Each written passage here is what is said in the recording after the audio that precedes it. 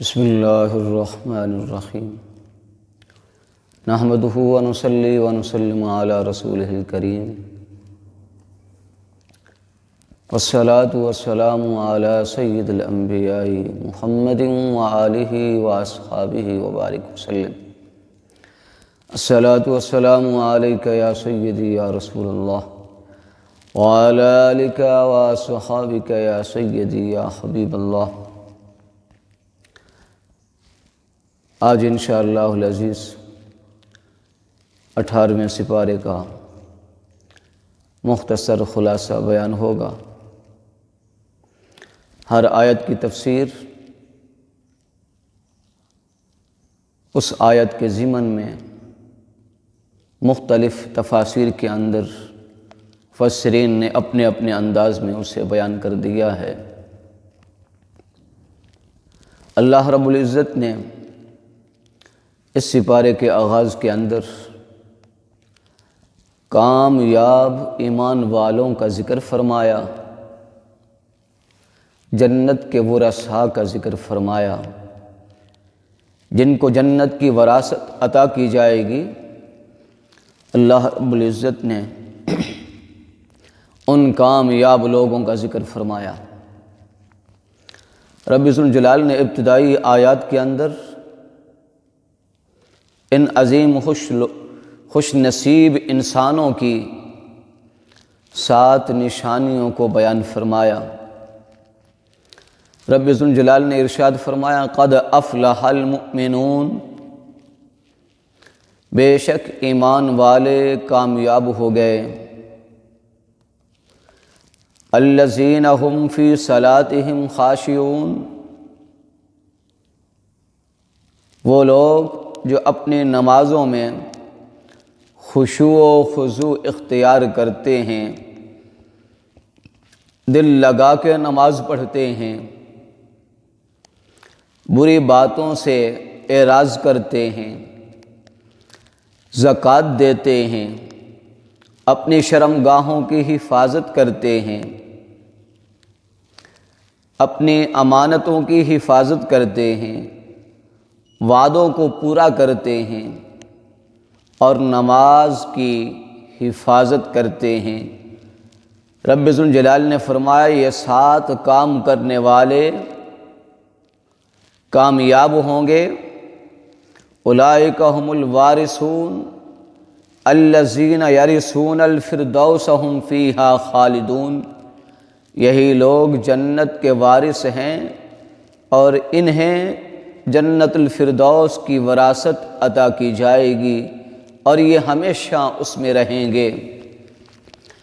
عزیزان محترم، ان آیات میں اگر غور کیا جائے تو اللہ رب العزت نے جو 7 کامیاب لوگوں کی اعمال بیان کیے ہیں، ان میں 2 عمل نماز کے بیان فرمائے۔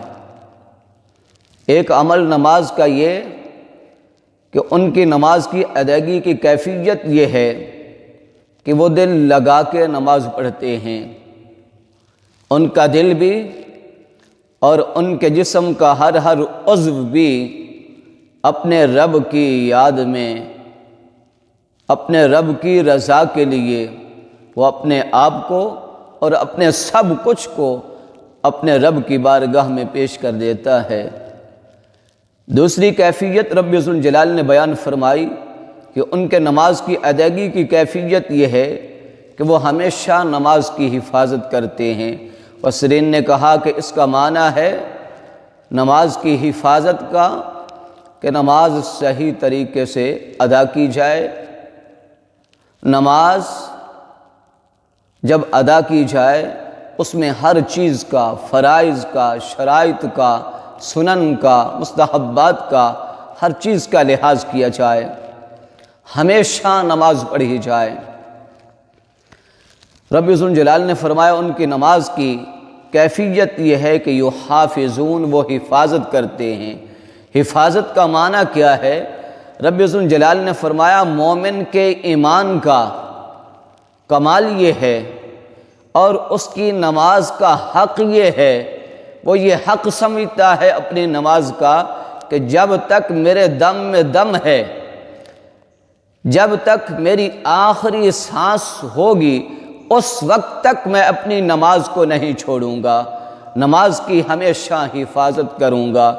ایسے خوش نصیب جو اپنی زندگی کے شب و روز، اپنی زندگی کی جوانیاں، لڑکپن، جوانیاں، بڑھاپے، ہر حال میں نماز کی حفاظت کرتے ہیں۔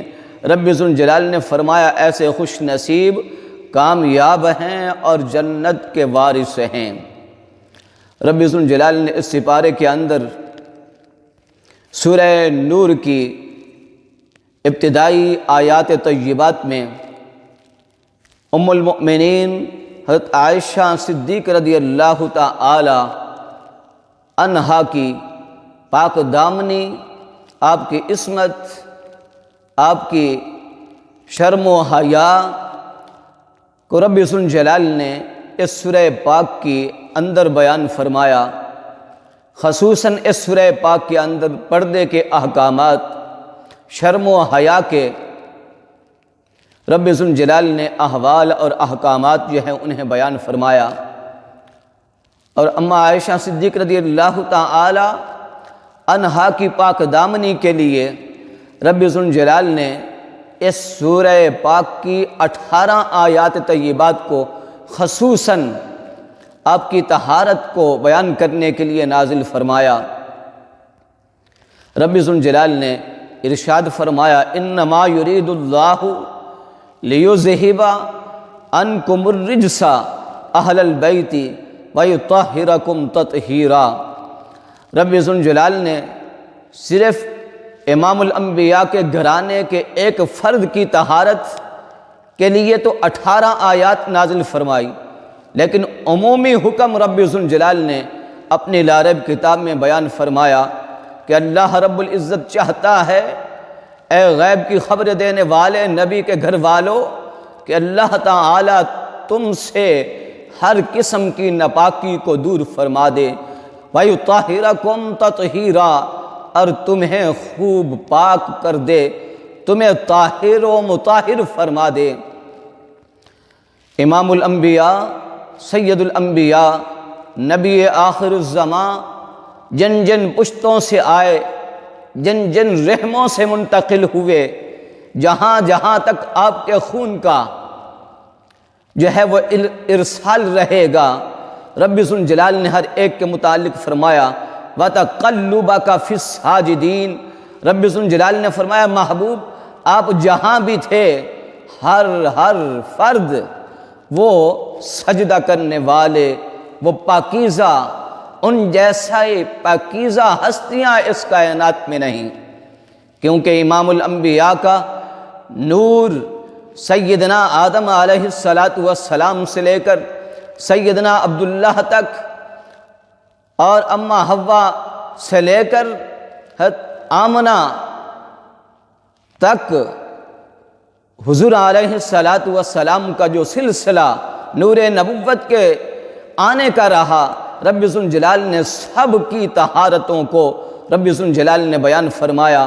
اس کے بعد آپ کی آل، آپ کی اولاد، آپ کا ہر گھر کا فرد رب ذوالجلال نے سب کی طہارتوں کو بیان فرمایا۔ اللہ رب العزت نے اس سپارے کے آخر میں امام الانبیاء، سید الانبیاء صلی اللہ علیہ وآلہ وسلم کی محفل کے آداب کو بیان فرمایا۔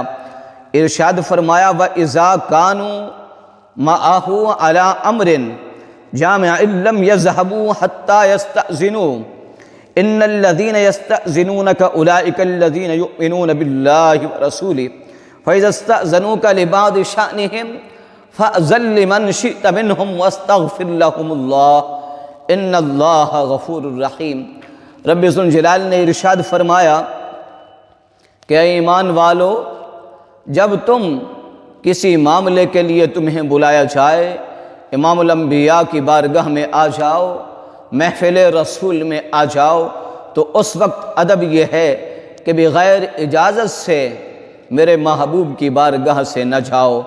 رب ذوالجلال نے فرمایا محبوب اگر اجازت لیں آپ چاہیں تو اجازت دے دیں، آپ کی اجازت پر جانا یہ منحصر ہوگا۔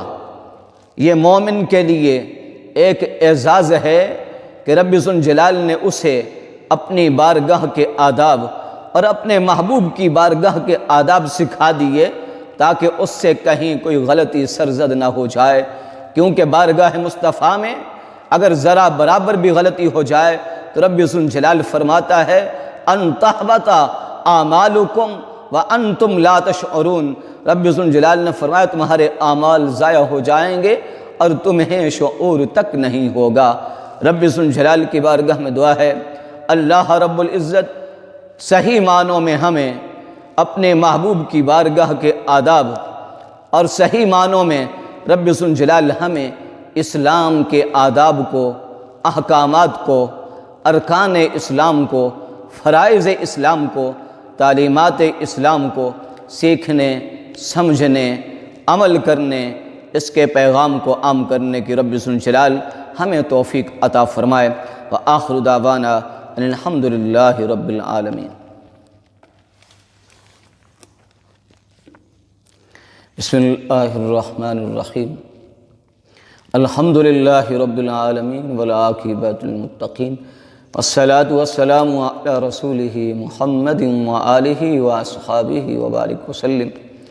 ربنا اتمم لنا نورنا واغفر لنا انک علی کل شیء قدیر۔ حسبنا اللہ ونعم الوکیل، نعم المولا ونعم النصیر، وافوض امری الی اللہ ان اللہ بصیر بالعباد۔ وصلی اللہ تعالی علی حبیبہ سیدنا و مولانا محمد وآلہ۔